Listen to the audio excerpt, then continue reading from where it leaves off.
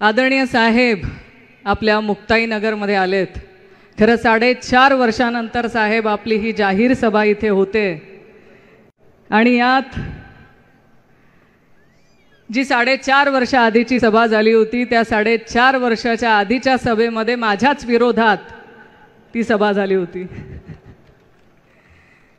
2019च्या निवडणुकीमध्ये साहेब आपण इथे आला होतात आणि त्याच्यानंतर या मायबाप जनतेला प्रत्येकाला माहिती आहे परिस्थिती बदलली। परिस्थिती बदलून आपण आदरणीय पवार साहेबांच्या नेतृत्वामध्ये मी ह्या पक्षात प्रवेश केला आणि आज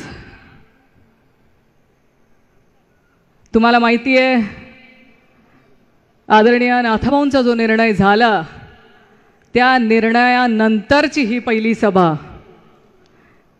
या सभेत आज तुम्ही माझे सगळे मतदारसंघातले बंधू आणि भगिनी इथे उपस्थित आहेत म्हणून 2 वाक्य मला नक्की हक्काने इथे बोलायचे आहेत।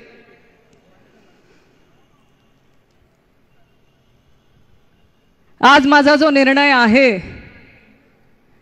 आदरणीय साहेबांनी मला ह्या निर्णयानंतर माझी जेव्हा साहेबांची भेट झाली तेव्हा साहेबांना मी विनंती केली होती की साहेब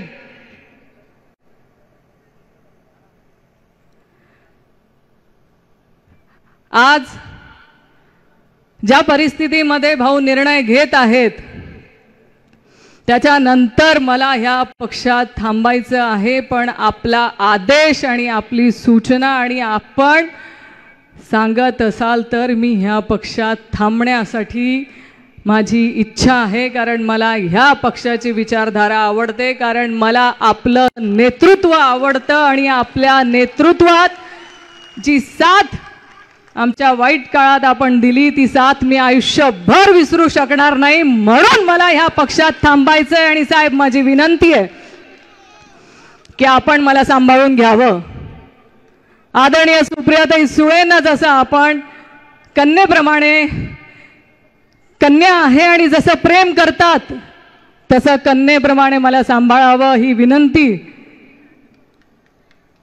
आणि साहेबांच्या आदेशानुसार मी आज हा निर्णय घेतलाय। आदरणीय मी खरंच सगळ्यात पहिले आभार व्यक्त करेल ते आदरणीय साहेबांचे की त्यांनी माझ्यावर विश्वास दाखवला। मी आभार व्यक्त करेल ते आदरणीय प्रांत अध्यक्ष जयंत पाटील साहेब यांचे। मी आभार व्यक्त करेल ते आदरणीय सुप्रियाताई सुळे यांचे आणि आभार व्यक्त करेल ते आपल्या पक्षाचे की पक्षाच्या सगळ्या नेतेगणांनी विश्वास ठेवला आणि त्या विश्वासाला मी कधीही तडा जाऊ देणार नाही।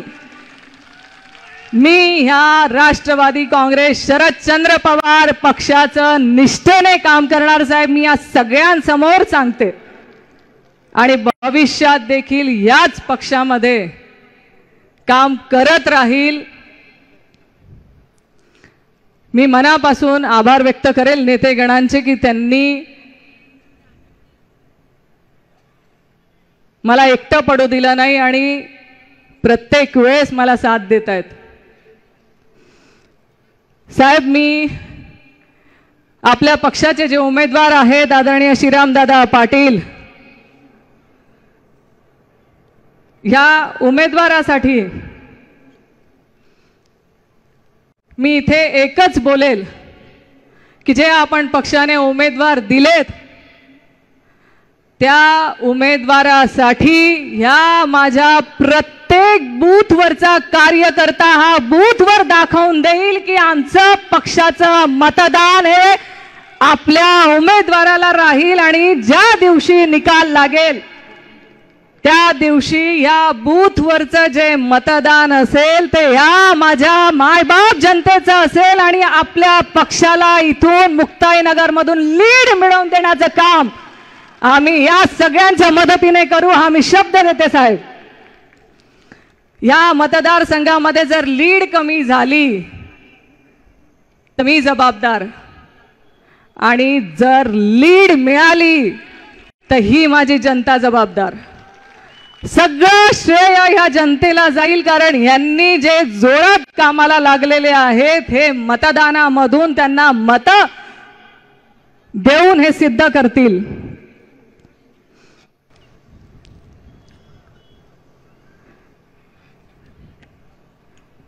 साहेब, हा मुक्ताईनगर विधानसभा आणि हा परिसर आपल्यावरती खूप प्रेम करतो. वर्षानुवर्ष या लोकांनी तुमच्यावर प्रेम केलंय आणि आजही मला आनंद आहे की ह्या मतदारसंघातले लोक खंबीरपणे माझ्या पाठीशी उभे आहेत, साथ देत आहेत. कोणी माझ्या भावासारखं साथ देत आहे, कोणी माझ्या वडिलांसारखं साथ देत आहे, कोणी माझ्या आईसारखं मला सांभाळून घेत आहे. या मतदारसंघाची 3 तालुके ह्या मतदारसंघात आहेत आणि तिघही तालुक्याची भौगोलिक परिस्थिती वेगळी आहे. या प्रत्येक तालुक्याचे प्रश्न वेगळे आहेत, समस्या वेगळ्या आहेत. बोदवड तालुक्याकडे गेलो तर परिस्थिती वेगळी आहे, मुक्ताईनगरला आलो तर परिस्थिती वेगळी, आणि रावेरकडे गेलो तर वेगळी परिस्थिती आहे. समस्या अनेक आहेत साहेब. आपल्या माध्यमातून त्या सगळ्या भविष्यामध्ये त्या समस्यांचं निराकरण आपण नक्कीच कराल. आम्हाला विश्वास आहे की आपल्या नेतृत्वात ज्यांनी 2004 साली आदरणीय पवार साहेबांनी कृषी मंत्रीपदाची धुरा हातात घेतली, त्या 10 वर्षाच्या काळामध्ये मला अभिमान आहे की ह्या माझ्या शेतकरी बांधवांसाठी सगळ्यात मोठी कर्जमाफी करणारे माझे नेते. या शेतकरी बांधवांना जो भारत देश आयात करणारा भारत देश होता, अन्य धान्याची आयात करायची भारतामध्ये त्यावेळेस परिस्थिती होती, ह्या 10 वर्षाच्या काळामध्ये आदरणीय पवार साहेबांच्या नेतृत्वात आयात करणारा भारत देश हा निर्यातदार बनला, ह्याचा मला अभिमान आहे. शेतकरी बांधवांसाठी जर कुठले हिताचे निर्णय घेतले असतील तर ते आदरणीय साहेबांनी घेतले. त्यांच्या दूरदृष्टीला मानूनच आपण आज किती लोक आपल्याला सोडून गेली असतील, पण ही मायबाप जनता सोडून गेली नाही. हे याचंच उदाहरण आहे की आपण प्रत्येक जण साहेबांवरती खूप प्रेम करतो आणि हेच प्रेम करायचं आहे, पण हे मतपेटीतून व्यक्त करायचं आहे. फक्त आपण साहेबांच्या पाठीशी असं म्हणून उपयोग नाही. साहेब, आज महत्त्वाचा मुद्दा म्हणजे सगळे नेतेगण इथे बसलेले आहेत. आज या माझ्या बोदवड तालुक्यातल्या आणि मुक्ताईनगर तालुक्यातल्या काही लोकांची समस्या आहे जी मी इथे सगळ्यांच्या समोर मांडू इच्छिते. त्यावर मार्ग निघाला पाहिजे अशी आमची सगळ्यांची इच्छा आहे. आज जिल्हा बँकेच्या माध्यमातून या माझ्या मायबाप जनतेला कर्ज घेताना जो त्रास होतोय ना, हा त्रास कमी झाला पाहिजे अशी आमची सगळ्यांची इच्छा. आणि या व्यासपीठावरून मी या सगळ्या नेतेगणांना विनंती करणार आहे की हे कर्ज वाटप सोसायटीच्या माध्यमातून झालं पाहिजे. आज माझ्या ह्या शेतकरी बांधवांना त्यांचं हक्काचं कर्ज मिळालं पाहिजे. जसं मी जिल्हा बँकेला अध्यक्ष असताना या 7 वर्षाच्या काळामध्ये कधीही तुम्हाला जिल्हा बँकेच्या दाराच्या चक्रा मारायची वेळ येऊ दिली नाही, याचे साक्षीदार तुम्ही सगळे आहात. 7 वर्षात तुम्हाला कधीही जिल्हा बँकेला चक्रा मारायची गरज पडली नाही, कारण हे जे आम्ही नेते जिल्हा बँकेत होतो ना, ह्या प्रत्येकाचं त्याच्यात योगदान होतं. पण आज परिस्थिती वेगळी आहे.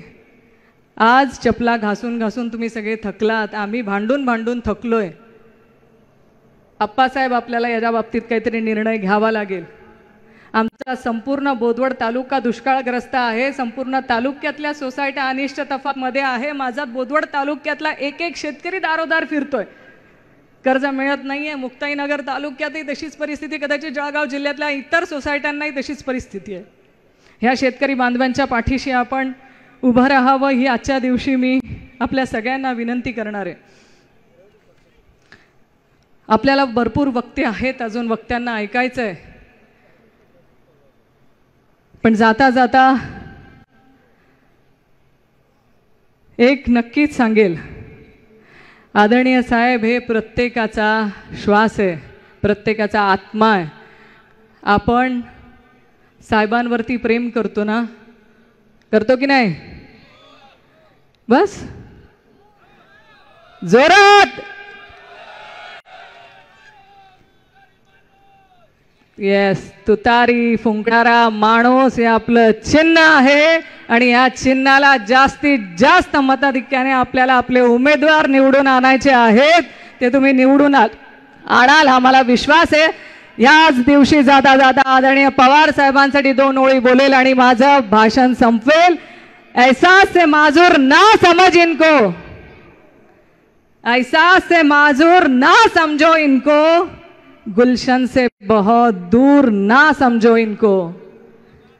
एहसास से माजूर ना समझो इनको, गुलशन से बहुत दूर ना समझो इनको. ये आज भी इतिहास बदल सकते हैं, इतना भी कमजोर ना समझ इनको. आदरणीय पवार साहेब आहेत ते साहेबांनी ठरवले वातावरण फिरवायचंय आणि महाराष्ट्रातलं वातावरण फिरलंय हे आपण साक्षीदार आहोत. इथे मोठ्या संख्येने आपण उपस्थित आहोत. हे वातावरण फिरल्याचं उदाहरण आहे. तुम्ही मोठ्या संख्येने इथे उपस्थित झालात. मी मनापासून आपले आभार व्यक्त करते. धन्यवाद. जय हिंद, जय महाराष्ट्र.